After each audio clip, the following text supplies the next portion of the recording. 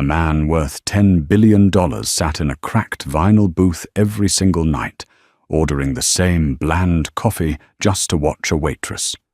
His name was Sterling Blackwood, a titan of the tech industry, and for him, time was a commodity more precious than gold. So why did he spend 2 hours of it every evening in a greasy spoon diner? He was captivated by her, the exhaustion in her eyes that warred with a relentless kindness, the way she treated every customer with a dignity they probably didn't get anywhere else. He started to build a story in his mind about her struggles. But when he finally decided to follow her one rainy Tuesday night, the story he uncovered was more shocking, more profound, and infinitely more dangerous than anything he could have ever engineered. The Starlight Diner was an oasis of stubborn, flickering light in a city that had long ago surrendered to the sleek, impersonal glow of the 21st century. Its chrome trim was dulled with age, its checkerboard floor scuffed with the ghosts of 1,000,000 conversations. For Sterling Blackwood, it was an anomaly, a place so out of step with his world of glass towers and algorithmic predictions that it felt like a portal to another time. And for the past 37 days, it had become his sanctuary. He wasn't there for the food, which was reliably mediocre, or the coffee which tasted of bitter resignation. He was there for Isabella. Her name tag read, Bella.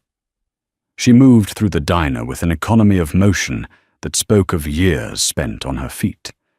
She was not beautiful in the polished, curated way of the women in Sterling's social circles.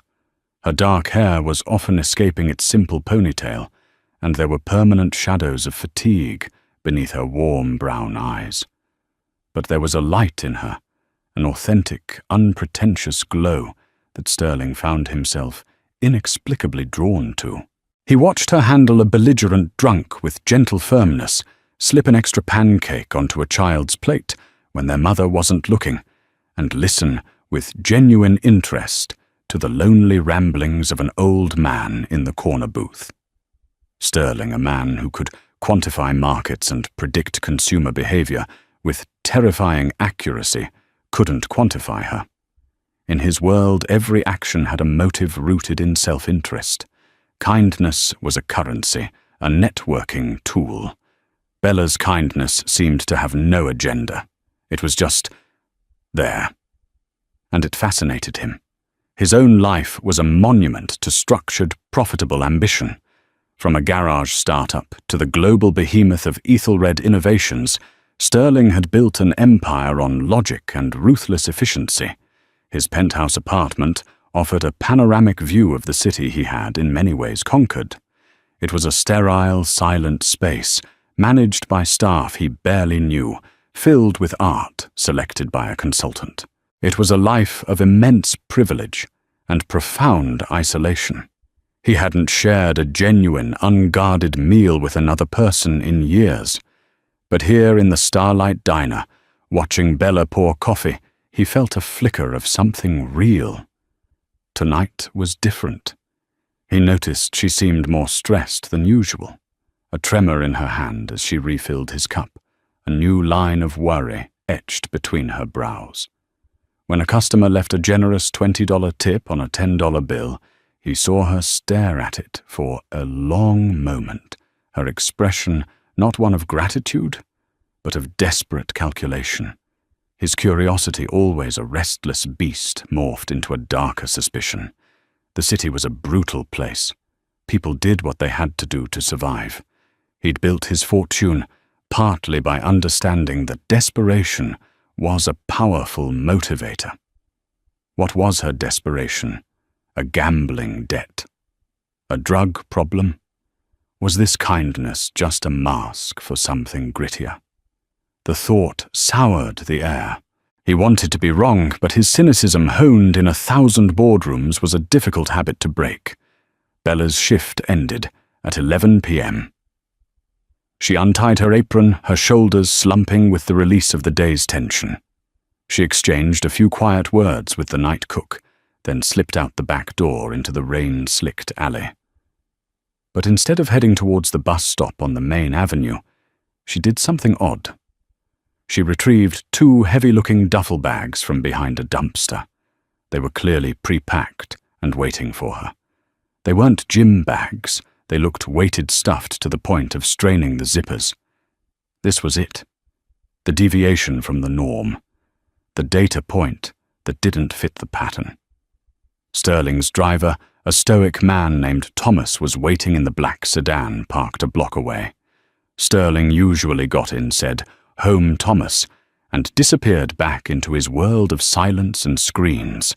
Tonight, he slid into the passenger seat. "Stay here, Thomas. Keep the engine off. I'll be back." Thomas nodded his face, impassive. He had long ago learned not to question Sterling Blackwood's eccentricities. Pulling up the collar of his $1,000 coat, Sterling stepped out into the drizzle. He kept to the shadows on the opposite side of the street, his heart thumping with a strange mix of apprehension and exhilaration. It felt illicit, this intrusion into her life, but he rationalized it as a puzzle he needed to solve. Bella walked with purpose, her head down against the rain. The heavy bag seemed to pull at her small frame, but she moved with a relentless pace. She didn't take the main roads. She ducked into a labyrinth of narrower streets, past boarded-up storefronts and tenement buildings, weeping rust-colored stains. The neighborhood grew progressively worse. The streetlights here were fewer, many of them broken, casting long, menacing shadows. This wasn't where you went for a late-night stroll. This was where hope went to die. Sterling, accustomed to security details and sanitized environments, felt a prickle of genuine fear. He was a target here, his expensive coat and polished leather shoes, a beacon of wealth in a sea of poverty. But his determination to see this through overrode his unease. She turned onto a street named Heston Lane, a particularly grim cul-de-sac that ended in a high brick wall. It was lined with dilapidated apartment buildings, their windows dark save for the occasional blue flicker of a television. She stopped in front of the grimmest of them all, a squat 4-story building with a crumbling facade and a front door that hung crookedly on its hinges. Number 42. A side door leading down to the basement was propped open with a brick. Bella glanced around, her movements quick and furtive, before hoisting the heavy bags and disappearing down the dark staircase. Sterling's mind raced, connecting sinister dots. A run-down building, a dark alley, bags exchanged behind a dumpster, a secret trip to the bad part of town. The only logical conclusion his cynical brain could offer was drugs. She was a mule or a low-level dealer. The kindness at the diner was a front, a perfect cover for a desperate criminal life. The thought landed in his gut like a punch. He felt a wave of disappointment, so profound it surprised him. He hadn't realized how much he'd invested in the idea of her simple, uncomplicated goodness. He waited, hidden in the recessed doorway of a defunct pawn shop across the street. The rain intensified, plastering his hair to his forehead. 10 minutes passed. 20. He was about to give up to retreat to his sterile tower and write her off as just another casualty of the city, when a light flickered on in one of the basement windows. It was grimy barred and offered only a sliver of a view. Driven by a need to confirm his ugly theory, to see the proof and sever this strange fascination, he crept across the street. He crouched down, the damp concrete seeping through the knee of his trousers, and peered through the filthy glass. What he saw shattered his reality. The basement wasn't a drug den. It wasn't a scene of crime or desperation of the kind Sterling had imagined. It was a sanctuary. The room was damp and poorly lit by a string of bare bulbs, but it was clean. The concrete floor had been scrubbed, and threadbare rugs were scattered about to ward off the chill. Along one wall, industrial shelving units were packed, not with contraband, but with canned goods boxes of pasta diapers and baby formula. In the center of the room, a handful of mismatched tables and chairs were arranged. It looked like a makeshift community hall, a pocket of defiance against the decay of the building above. And there was Bella. She had unzipped the duffel bags. One was filled with fresh groceries, bread, milk, eggs, vegetables. The other contained blankets and children's coats. She was moving with that same efficient grace. But here her weariness was gone, replaced by a radiant energy. A young woman, her face etched with worry, was sitting at one of the tables, bouncing a feverish-looking toddler on her knee.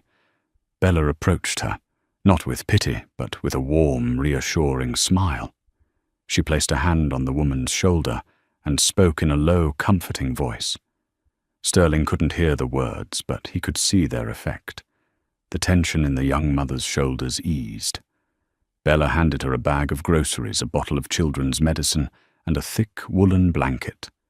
In another corner, an elderly man in a threadbare sweater was examining a can of soup as if it were a precious jewel. Bella brought him a steaming mug of what looked like tea and sat with him for a moment, listening intently as he spoke, her head tilted in concentration. This was her secret. This was her crime. Radical, unadvertised, unconditional charity. Sterling felt a cascade of emotions. First, a profound shame that burned through him, scorching his cynicism and prejudice. He had projected the darkness of his own world onto her. He had judged her, suspected her, and been so spectacularly, humiliatingly wrong. Then came a wave of awe. She wasn't just a kind waitress. She was a warrior. She finished a grueling, low-wage job, and then, instead of collapsing in front of a TV, she hauled bags of hope into the darkest corner of the city. She didn't have a foundation, a board of directors, or a PR team. She just had 2 duffel bags and a will of iron. He watched for nearly an hour as a slow, quiet trickle of people came and went. A family whose weary faces told a story of eviction notices. A man whose work boots were worn through receiving a new pair from a box in the corner. Each person was treated with the same quiet dignity. Bella seemed to know all of them, asking about a sick spouse or a child's school project. This wasn't just charity, it was community. She was the thread holding this frayed tapestry together. He finally noticed a crudely painted sign on the far wall, one he hadn't been able to see before. It was a simple piece of plywood, and on it, in careful hand-painted letters, were the words, "The Sparrow's Nest." Beneath it a quote, "Not one of them is forgotten before God." The Sparrow's Nest.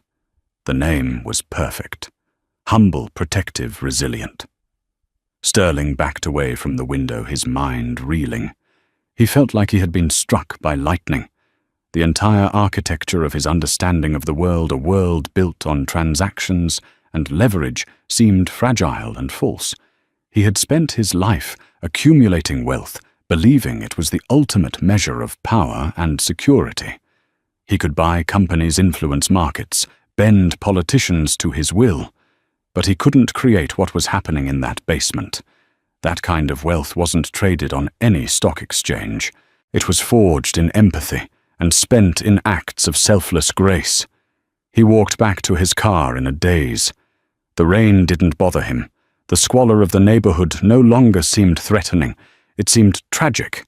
He got into the sedan, the leather cool against his skin. "Home, Thomas?" the driver asked, his voice pulling Sterling from his reverie. Sterling looked back at the grim facade of number 42 Heston Lane. A single defiant light burned in its basement. "No, Thomas," he said, his voice quiet but firm. "Not home, not yet. Just drive. I need to think." For the first time in a decade, the numbers and figures that usually swam in his head were silent. They had been replaced by the image of a tired waitress handing a blanket to a cold child. Sterling Blackwood, the billionaire genius, the master of the universe, felt an unfamiliar emotion stirring in his chest. It was a potent, unsettling mix of admiration and inadequacy. He had more money than he could ever spend, but in that moment, he felt like the poorest man in the city. And he knew, with absolute certainty, that he had to do something. The next evening, Sterling sat in his usual booth at the Starlight Diner, but the world looked different. The scuffs on the floor seemed less like imperfections and more like history. The diner's stubborn existence felt less like an anachronism and more like a triumph. He saw Bella, and instead of just a kind waitress, he saw a clandestine hero. His plan was simple, direct, and in his mind, foolproof. He would use his greatest tool money to solve her problem. When she brought his check, he placed it on the table with 5 $100 bills tucked underneath. A $500 tip for a $3 coffee. It was a gesture designed to be both a reward and an opening. She picked it up, saw the money, and her expression was not one of delight. A flicker of something that looked like disappointment or perhaps offense crossed her face. She calmly separated one of the bills, tucked it into her apron pocket, and placed the other 4 back on the table. "The coffee is $3, sir." "This is more than generous," she said, her voice polite but firm, leaving no room for argument. "Thank you." She turned and walked away before he could protest. Sterling was stunned. He had just offered her what was likely more than her weekly take-home pay, and she had refused it. It was illogical. It defied every principle of gain and incentive he knew. He realized a simple handout was the wrong approach. It was impersonal, transactional. He needed to be more direct. He needed to show her he understood that he was an ally. 2 nights later, armed with new knowledge and a different strategy, he bypassed the diner. He had his bank's philanthropic division draw up a cashier's check. The payee line was left blank. The amount was $100,000. He put it in a crisp envelope and drove himself to Heston Lane. He arrived just as Bella was heading down the basement steps, her duffel bags looking heavier than ever. "Bella!" he called out. She froze her hand on the grimy railing and spun around. Seeing him there, a man from the diner, standing under the weak streetlight in this desolate place, a look of pure alarm flashed across her face. Her first instinct was clearly fear. "It's okay," Sterling said quickly, raising his hands in a gesture of peace. "I'm not here to cause trouble. My name is Sterling Blackwood." Her eyes narrowed. The name clearly meant nothing to her, which he found both refreshing and slightly deflating. "You're the man from the corner booth. You're a long way from home." "What do you want?" Her voice was laced with suspicion. She instinctively moved to block the doorway to the basement. "I know what you're doing here," he said softly. "The sparrow's nest. I saw you the other night. What you're doing is incredible." Bella's guarded expression didn't soften. If anything, it hardened. "You spied on me, I followed you," he admitted, feeling the sting of the word. "I was curious. I was wrong to be suspicious, and I'm sorry. But what I saw, it's amazing, and I want to help." He held out the envelope.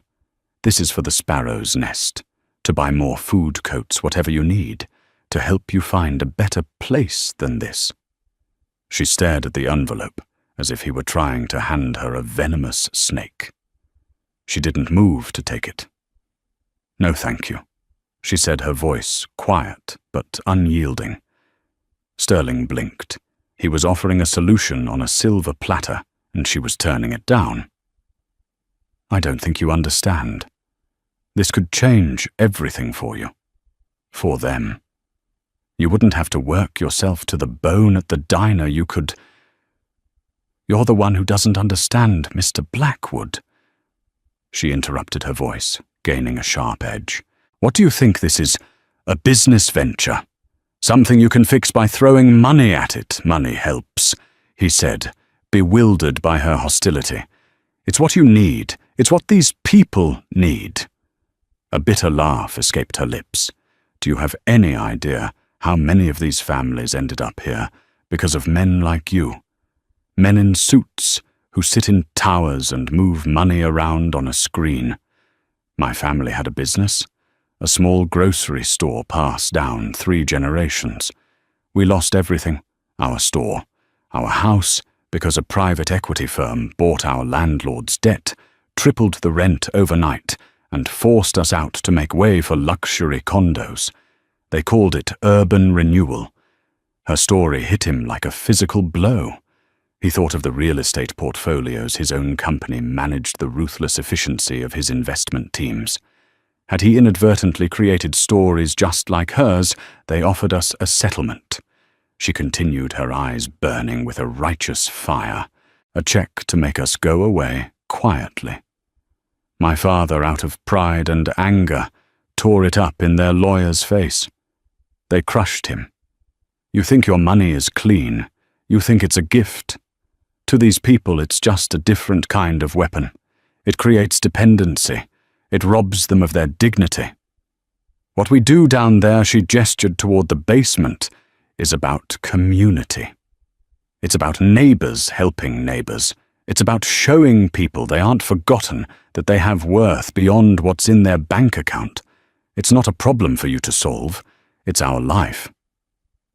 While they were talking, a man Sterling recognized from the basement 2 nights before came up the stairs. He nodded gratefully at Bella. "Thank you, Bella. My daughter Maria, her fever is down. The medicine worked."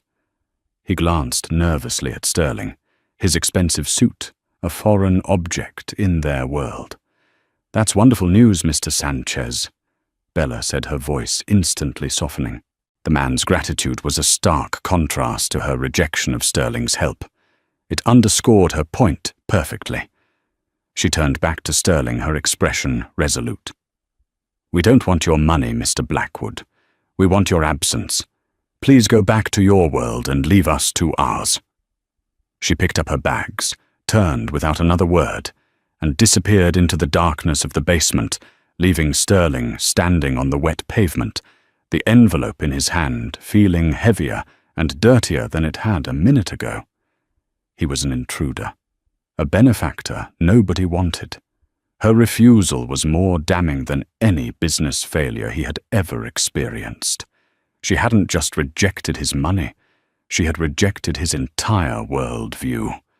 He was left with a sickening realization. She saw him not as a savior, but as the very embodiment of the problem.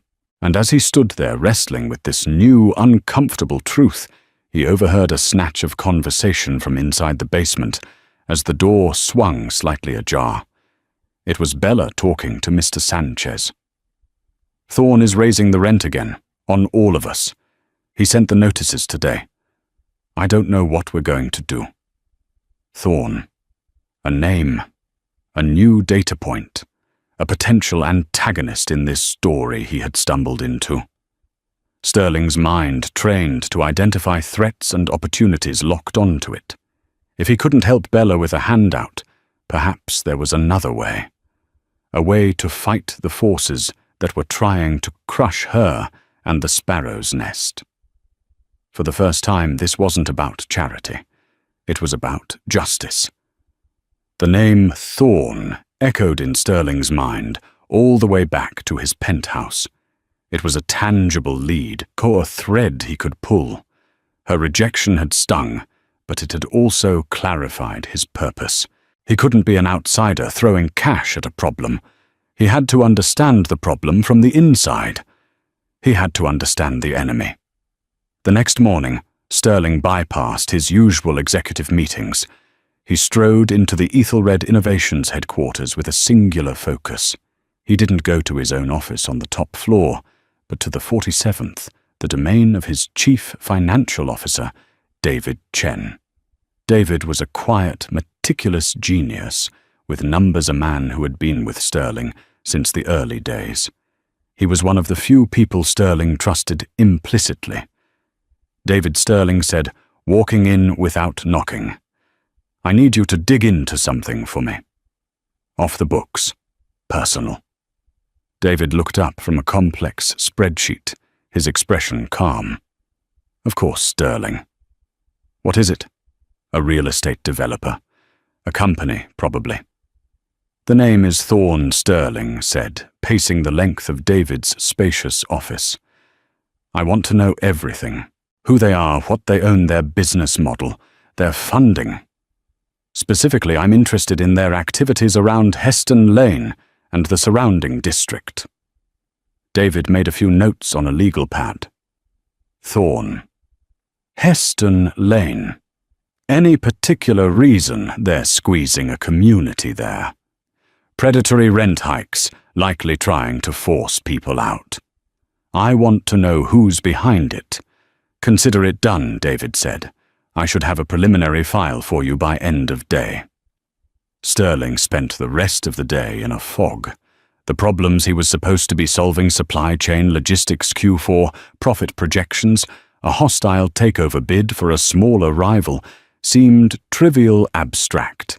The real problem was a basement full of people on Heston Lane and a woman who was fighting a losing battle against a faceless predator named Thorne. Late that afternoon, David Chen appeared at the door of Sterling's penthouse. This was unusual. David rarely made house calls. His face was grim. He was holding a tablet. I have the information on Thorne, David said, his voice carefully neutral. You're not going to like it. He handed the tablet to Sterling. The screen displayed a polished corporate logo, a stylized T shaped like a skyscraper.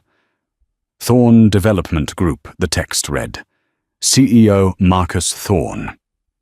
Sterling scrolled through the file. Marcus Thorne was exactly the kind of man he despised.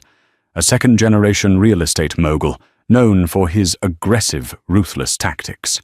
He specialized in urban revitalization, which was corporate speak for buying up properties in low-income neighborhoods, driving out the residents, demolishing the buildings, and replacing them with high-margin luxury condos and commercial spaces.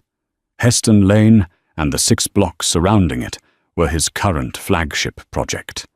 The file was filled with legal battles, accusations of harassment from tenants, and a trail of displaced communities. He's a vulture? Sterling muttered, his anger rising. He's a very successful vulture, David corrected him gently, and he's well funded. Which brings us to the part you're not going to like. David swiped the screen to a new page. It was a complex flowchart of investment vehicles, shell corporations, and capital funds. It was the kind of chart David specialized in deciphering. He pointed to a box near the top labeled Ethelred Capital Ventures, Real Estate Portfolio 7. An arrow snaked from that box down through 2 intermediary funds and ended squarely on a box at the bottom, Thorne Development Group. Sterling stared at the screen. The air left his lungs. The words blurred. He read it again, and then a third time, willing the lines and boxes to rearrange themselves into a less horrifying configuration. They refused. What is this? David Sterling asked, his voice a hoarse whisper. It's our investment, Sterling, David said quietly. Ethelred Innovations, through our private equity arm, is the primary financial backer of Marcus Thorne's current revitalization project. We are funding him to the tune of $90 million. The tablet slipped from Sterling's fingers and clattered onto the marble floor. The sound echoed in the cavernous silence of the penthouse. He wasn't just an outsider. He wasn't just a symbol of the problem. He was the problem. His money, the engine of his empire, was the very weapon being used to destroy Bella's world. Every eviction notice, every rent hike, every bit of fear and desperation on Heston Lane was being paid for by him. He was Marcus Thorne's silent, unknowing partner. Bella's words from the night before came rushing back to him, searing him with their accuracy. Do you have any idea how many of these families ended up here because of men like you?" He had dismissed it as righteous anger. But it was the literal truth. He was the man in the tower moving money on a screen, and the consequences were playing out in a damp basement where a woman was trying to hold back the tide with 2 duffel bags. A wave of nausea and self-loathing washed over him. His entire life's work suddenly felt tainted, rotten at its core. He had built Ethelred on the idea of innovation for a better future, but his pursuit of profit had been so blind, so divorced from human consequence, that he had become the villain in the very story he was trying to fix. How Sterling asked, his voice shaking with a fury directed entirely at himself. "How did I not know this? How did this happen? It's a subsidiary fund." Sterling David explained, his tone sympathetic but professional. "Portfolio 7 is managed by an outside team we acquired 3 years ago. They look for high-yield, medium-risk real estate ventures. Thorne's project promises a 400% return on investment over 5 years. On paper, it's a brilliant move. It's exactly the kind of aggressive growth we pay them for." On paper, Sterling repeated the words, tasting like ash. Brilliant. He walked over to the floor-to-ceiling window and looked down at the city lights twinkling below. They no longer looked like a testament to his success. They looked like the unblinking eyes of 1 million people whose lives were impacted by the decisions made in towers like his. He thought of Bella's tired face, Mr. Sanchez's worry, the feverish child. He was the ghost in their machine, the architect of their misery. The shame was paralyzing, but then it began to curdle into something else, a cold, hard resolve. He had created this monster. Now he had to kill it. "Get me a meeting with Marcus Thorne," Sterling said, his voice devoid of all emotion, except a chilling determination. "As soon as possible. And David, get me every piece of leverage we have on him. Every contractual clause, every financial dependency. I'm not just pulling our funding. I'm going to dismantle him." The air in the conference room on the 50th floor of the Thorne Development Group building was thick with the scent of expensive leather and smug confidence. Marcus Thorne sat at the head of a long, polished obsidian table, a shark in his natural habitat. He was impeccably dressed with silvering hair and the predatory smile of a man who had never lost a fight he'd picked. He believed this was a meeting with a representative from his primary investment firm to discuss accelerating the project timeline. He had no idea he was about to meet the firm's owner, the ghost in his machine. Sterling Blackwood walked in alone. He wore a simple dark suit, no tie. He looked less like a tech billionaire and more like an undertaker. David Chen had armed him with a portfolio of devastating contractual leverage, but Sterling knew this battle wouldn't be won on paper alone. This was personal. Thorne's smile faltered for a fraction of a second when he saw Sterling. He recognized him, of course. Sterling Blackwood's face was synonymous with modern capitalism. Mr. Blackwood, Thorne said, recovering quickly and extending a hand. "This is an unexpected honor. I was expecting your fund manager." To what do I owe the pleasure? Sterling ignored the outstretched hand and sat down opposite him. "We need to talk about Heston Lane." Thorne's smile returned this time with a hint of condescension. "Ah, yes. Project Phoenix. A bit of a rough diamond, but the returns will be spectacular. We're in the final stages of clearing the area now. A few stubborn tenants, but our legal team is handling it." Clearing the area. Handling it. You talk about people's homes as if they're an infestation. Sterling said, his voice low and even. Thorne chuckled, leaning back in his chair. "Let's not be naive, Mr. Blackwood. This is how the world works. Progress requires displacement. You didn't build your empire by worrying about the handful of people who couldn't keep up. We are in the business of creating value. Those buildings are a blight. The people there, they'll be better off somewhere else.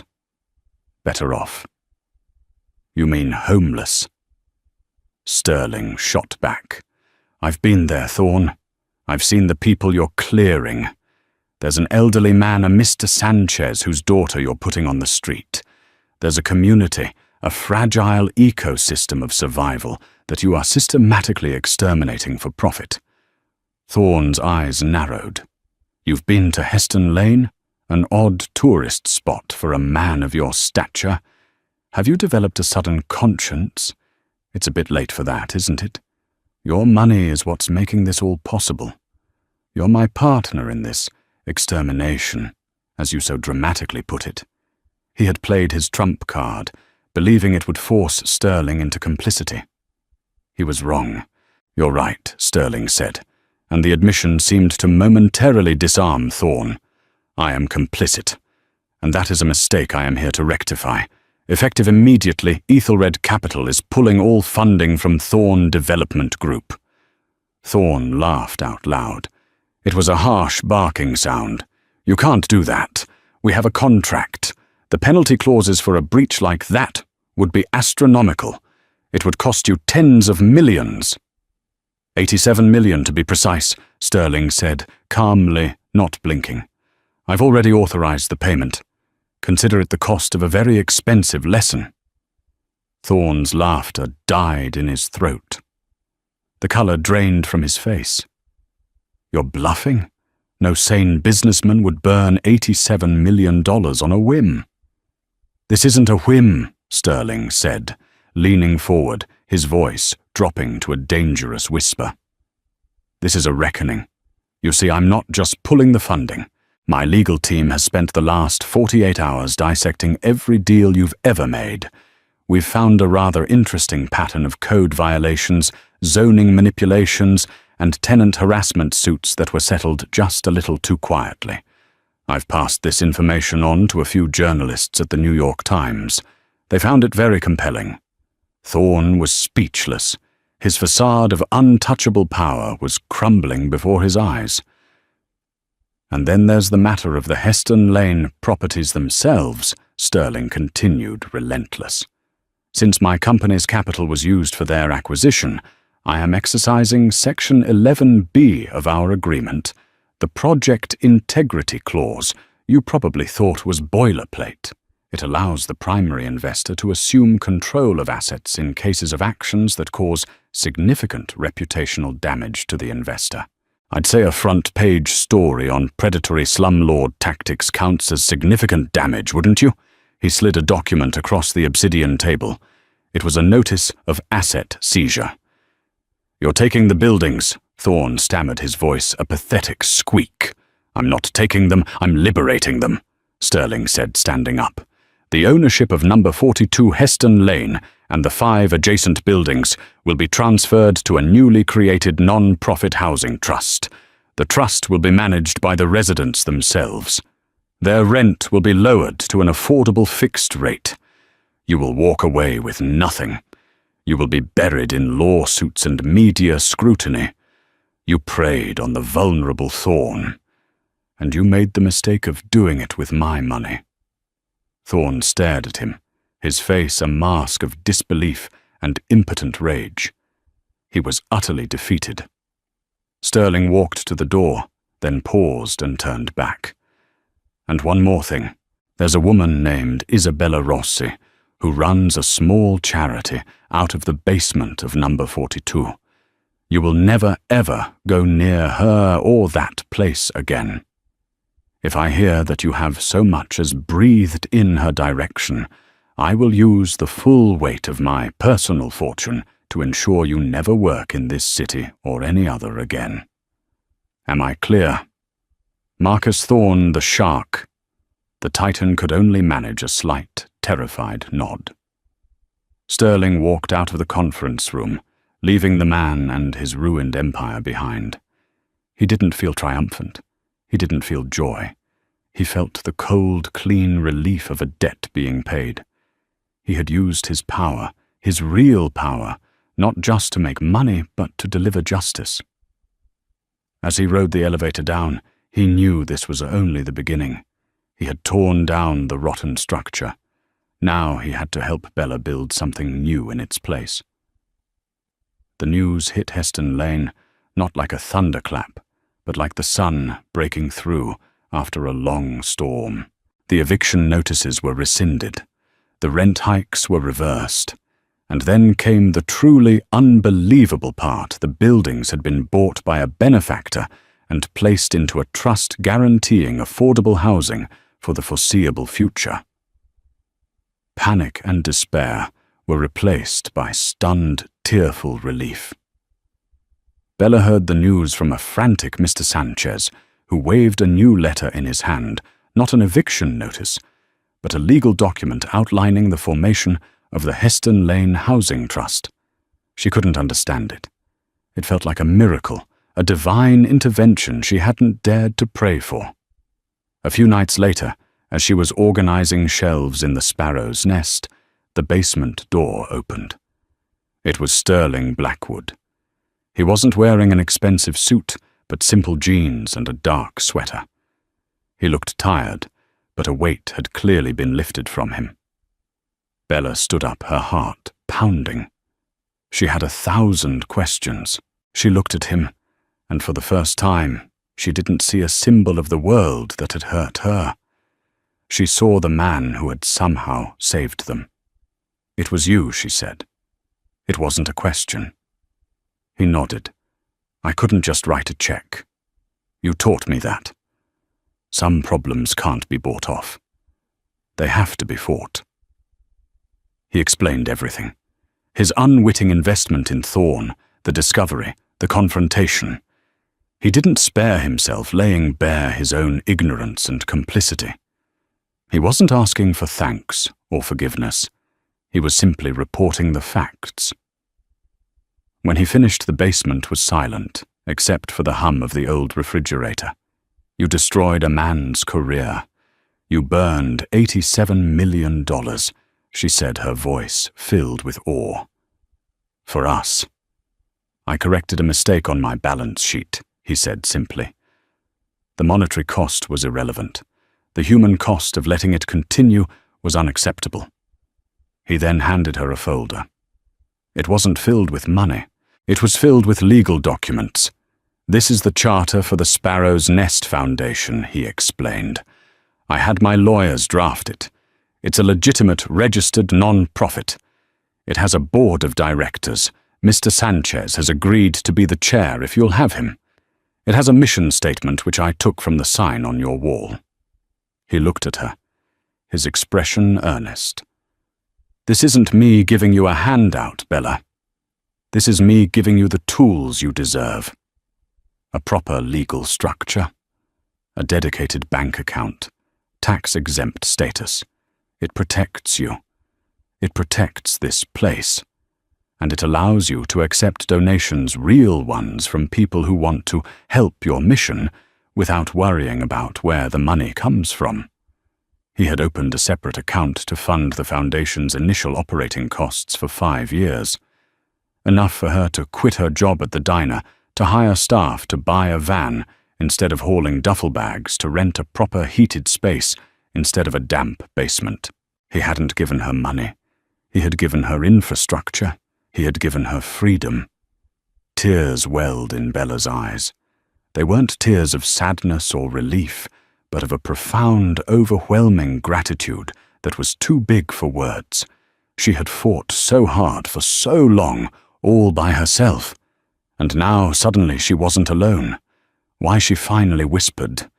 Why do all this? Sterling looked around the humble basement, at the shelves of canned goods and the threadbare rugs. "For 37 nights I sat in that diner, and I watched you. I saw a light in you that I thought had been extinguished in the rest of the world. A light I know was extinguished in myself. I thought wealth and power were the goal. You showed me they're just a tool, and their only real value is in how you use them to protect the light in others." He took a step closer. "I don't want to be your benefactor, Bella. I want to be your partner. Let me help. Not with money, but with my time. My expertise. Let me help you build this into something that can help thousands. Let me learn how to build something that matters. It wasn't a declaration of love, not in the traditional sense. It was something deeper, more meaningful, an admission of his own poverty of spirit and a plea to learn from her wealth of compassion. Bella looked at this man, this billionaire who had followed a waitress, confronted his own darkness, and used his immense power not for gain, but for redemption. She saw the exhaustion in his eyes, but also a flicker of a new kind of light. Her light. She didn't have to fight alone anymore, and he didn't have to be alone in his sterile tower anymore. She smiled a real radiant smile that chased away the last of the shadows, and for the first time she didn't refuse what he was offering.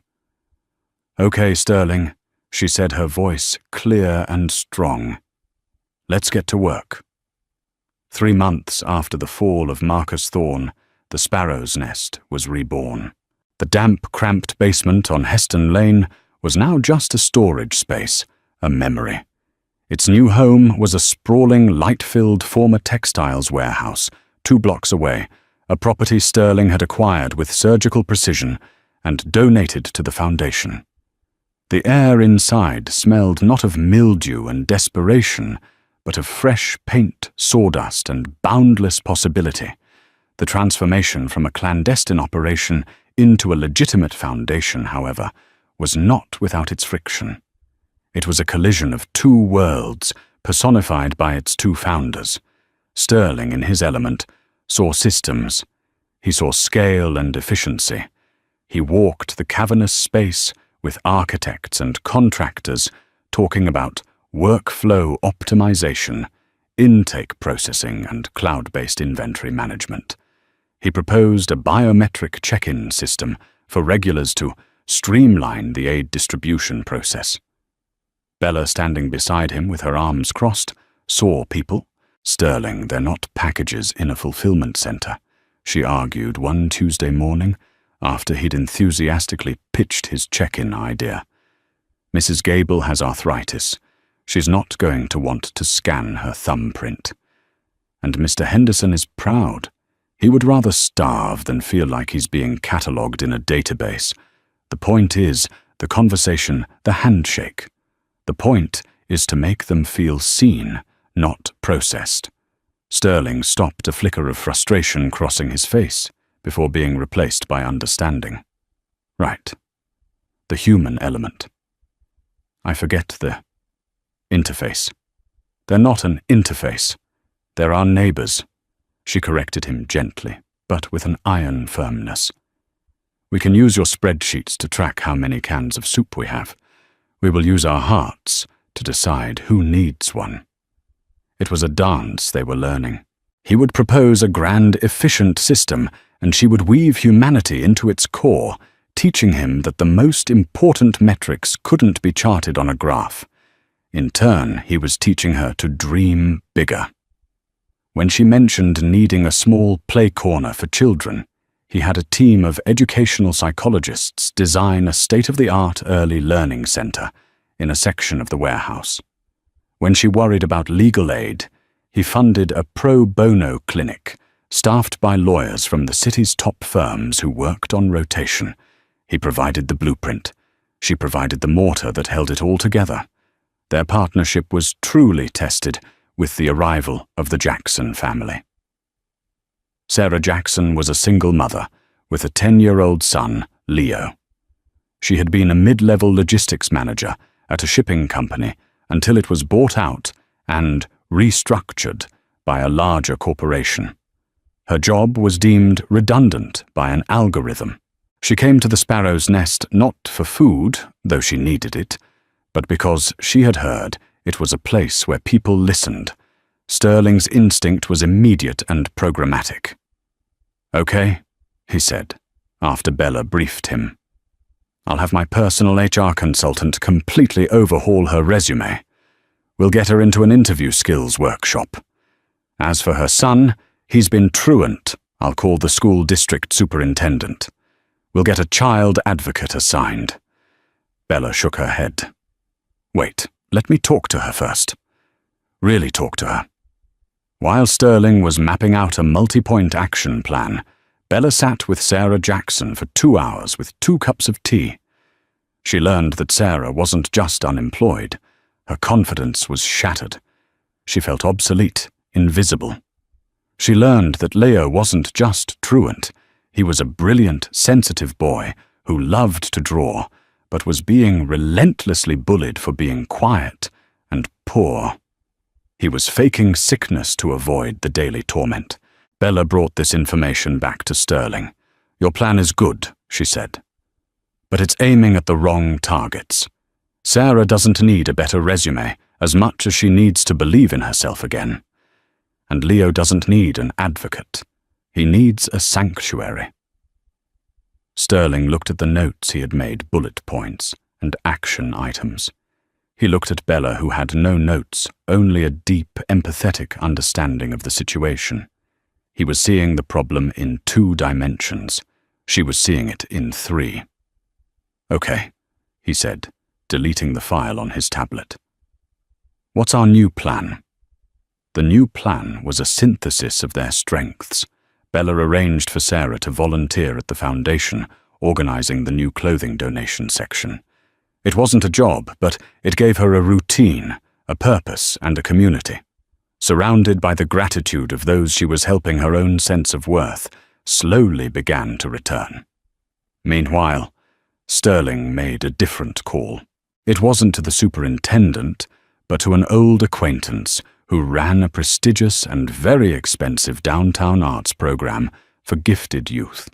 He explained the situation, and the next day, the Leo Jackson Scholarship was created fully and anonymously funded by Sterling. It gave Leo a place to go after school, where his talent was celebrated, not mocked. A month later, a confident Sarah Jackson, armed with a resume Sterling's team had polished, and a spirit Bella's community had healed, aced an interview for a logistics position at one of Ethelred's suppliers. That evening, Sterling and Bella sat on a stack of drywall in the still unfinished main hall of the foundation, sharing a pizza out of a cardboard box. The sounds of construction were gone, replaced by a quiet hum of possibility. "You were right," Sterling admitted, gesturing with a slice of pepperoni. "About the Jacksons. I would have just thrown resources at them. You found the real problem, and you provided a solution I couldn't have dreamed of," Bella countered. "An arts scholarship that wasn't just help Sterling. That was a life-changing gift. We make a good team." He looked at her in the dim light, the determined, tired waitress he had once watched from afar. She was still determined, but the weariness in her eyes had been replaced by a powerful glow of leadership. And he, the isolated titan of industry, felt a sense of connection and purpose he hadn't known was possible. "Bella," he said, his voice quieter than she had ever heard it. "The night I followed you, I wasn't just curious. I was empty. My life was a series of acquisitions, companies, buildings, things. I thought that's what building an empire meant. I've built more in the last 3 months with you in this dusty warehouse than I have in the last 20 years. She gave him a small, understanding smile. "You just needed a better blueprint, Sterling." In the quiet that followed, surrounded by the tangible evidence of their shared work, something shifted. The space between them was no longer that of a benefactor and a recipient, or even just partners.